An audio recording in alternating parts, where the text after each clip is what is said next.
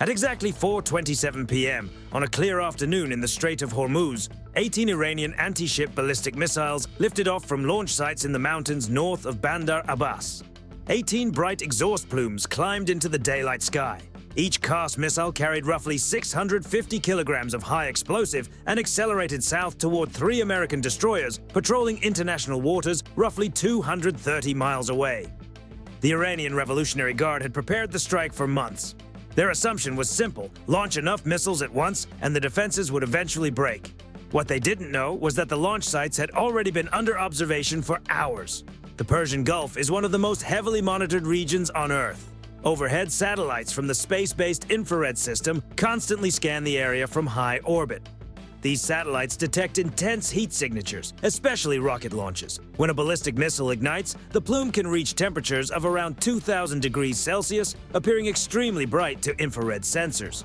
The Iranian missiles had barely climbed 1,000 feet before their launch signatures were detected. Within seconds, the system logged the launch coordinates, estimated trajectories, and transmitted alerts to U.S. forces across the region. By the time the missiles reached their peak altitude around 40 miles above the Earth, 3 Arleigh Burke-class destroyers had already turned their Aegis combat systems toward the incoming threat.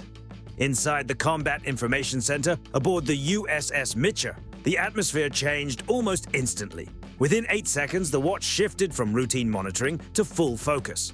Soft blue light illuminated rows of operators studying their displays. One sailor tagged the incoming tracks, another officer verified the trajectory data. The AN/SPY radar system had already locked onto all 18 missiles shortly after launch. Unlike traditional rotating radar dishes, the SPY system uses a phased array design, 4 fixed radar panels that electronically steer their beams. This allows continuous tracking of hundreds of objects simultaneously while providing precise 3-dimensional targeting data. To that radar, the ballistic missiles appeared as clear, fast-moving objects against the sky. The Iranian launch crews believed they were firing from concealed valleys hundreds of miles away. But their launch positions were already logged and tracked long before the missile plumes faded. The missiles climbed to their highest point and then began their descent. Speed increased to roughly Mach 4.2 as they dropped back toward the surface.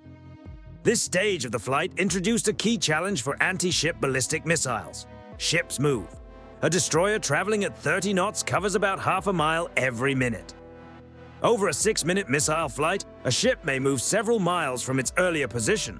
To compensate, the Kars missile used a terminal guidance system. Inside the nose cone was an infrared seeker designed to identify ship heat signatures during the final seconds of flight and adjust course slightly before impact. In theory, the system searched for strong heat contrasts, such as engine exhaust or the warm surfaces of large metal structures, in controlled tests against stationary targets. This method worked well. In a real combat environment, however, warships deploy countermeasures specifically designed to confuse infrared seekers.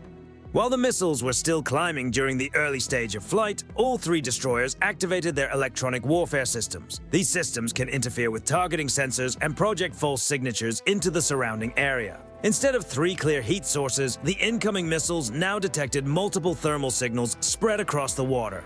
From the missile's perspective, several ships appeared to exist. The infrared seekers couldn't reliably distinguish the real destroyers from the artificial signatures. As a result, many missiles began adjusting toward incorrect targets. Instead of converging on 3 ships, the missile paths spread across a large section of ocean. 9 missiles followed these false signatures and ultimately descended harmlessly into empty water.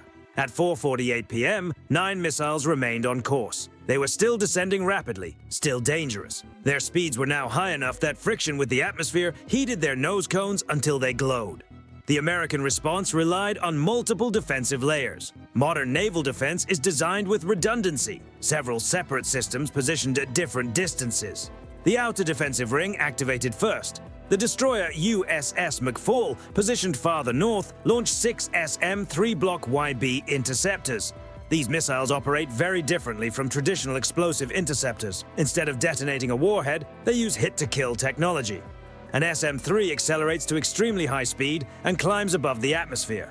There, it releases a small kinetic kill vehicle equipped with sensitive infrared guidance sensors. The vehicle then steers directly toward the target missile. When it strikes, the collision itself provides enough energy to destroy both objects. The closing speeds can exceed several miles per second. The first intercept occurred high above the atmosphere. One Iranian missile disappeared from radar, then another. 3 missiles were destroyed at roughly 37 miles altitude. Moments later, 3 more intercepts occurred around 28 miles above the surface. Fragments of debris fell harmlessly into the Gulf. The window for intercepting missiles outside the atmosphere is brief. 6 missiles had been eliminated. 3 missiles remained and continued their descent toward the next defensive layer. The second defensive layer engaged at 2:49 p.m. By then, the remaining 3 missiles had already dropped below about 20 miles in altitude, too low for the SM-3 interceptors that operate outside the atmosphere. This stage is where the SM-6 takes over. The SM-6 is a multi-role interceptor designed specifically to handle threats during the final phase of flight. Instead of intercepting in space, it engages missiles during their high-speed descent. Its active radar seeker, derived from the AIM-120 AMRAAM air-to-air missile, allows it to guide itself toward the target without needing continuous radar guidance from the ship. Once launched, the missile can track the target independently. USS Mitchell fired 4 SM-6 interceptors in rapid succession, roughly 12 seconds apart. Each missile accelerated to about Mach 3.5. During the intercept phase, they executed extremely high-G maneuvers, turns far beyond what any aircraft pilot could physically endure. The first pair of SM-6 missiles intercepted their targets at around 12 miles altitude. The second pair eliminated the final incoming missile at roughly 8 miles altitude. 3 missiles destroyed, none remained. But the situation had one more complication. The Iranian planners had not relied solely on accuracy. They had also prepared a second wave. While the first 18 missiles had been launched toward the destroyer formation, 6 additional missiles lifted off from positions near Keshem Island. These weapons were not aimed at the destroyers. Their trajectories pointed toward the commercial shipping lanes running through the Strait of Hormuz. Large cargo vessels, oil tankers, and container ships move through those lanes every day, ships with no missile defenses. The concept behind the tactic was simple. If warships could not be struck directly, targeting commercial traffic could create disruption and fear. Even a single successful strike could force insurance companies to classify the region as a high-risk zone. That alone could disrupt global shipping and energy exports. At 2:50 p.m., the second wave appeared on the Aegis displays. 6 new ballistic tracks. Their projected impact points aligned with the merchant shipping route roughly 15 miles south of the destroyers.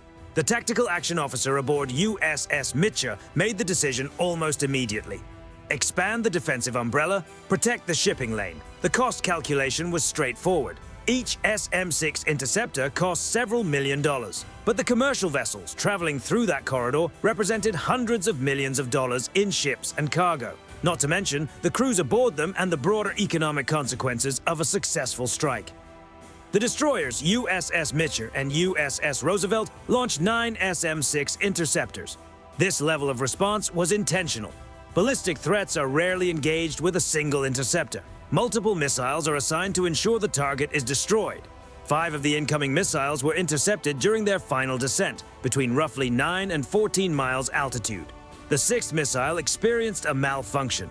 Its guidance system failed during the final stage of flight, possibly a software issue or a hardware fault.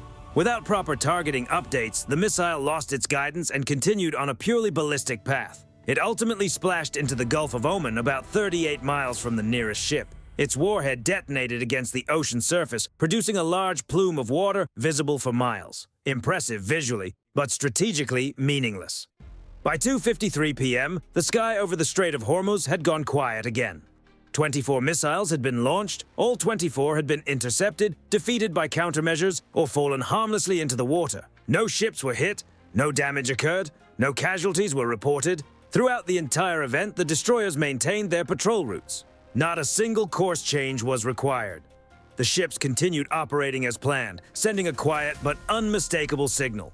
Operations would not be interrupted. For analysts and intelligence teams, however, the event produced valuable data. Every launch had been detected by satellite, every trajectory recorded, every terminal maneuver analyzed. The defensive systems had not only stopped the attack, they had also collected a detailed record of how the missiles performed in real conditions. During the flight, the Iranian guidance systems transmitted telemetry data, a standard procedure during missile testing and training exercises. That telemetry included detailed information about the missile's behavior in flight. Signals intelligence aircraft operating outside Iranian airspace intercepted those transmissions. Every packet of data was recorded: seeker performance, maneuvering limits, guidance behavior, software responses during the terminal phase.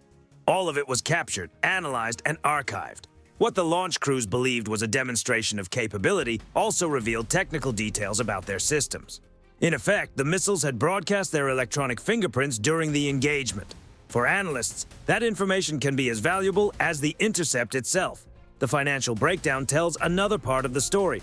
Iran launched 24 Kalish missiles. At an estimated cost of roughly $1.2 million per missile, the hardware alone represented close to $29 million. When operational costs are included, launch crews, logistics, maintenance, coordination, the total cost of the strike likely approached $60 million. And the engagement lasted only a few minutes. The United States used multiple interceptor systems in response. 6 SM-3 Block IB interceptors were launched for the high-altitude intercepts. 13 SM-6 missiles handled the lower-altitude engagements. Altogether, the defensive response represented a significant investment in missile interceptors. But the outcome was clear. 3 American destroyers remained fully operational. Commercial shipping continued moving through the Strait of Hormuz without interruption. The strategic waterway remained open. At the same time, the missile launches revealed valuable information about launch locations and operational procedures.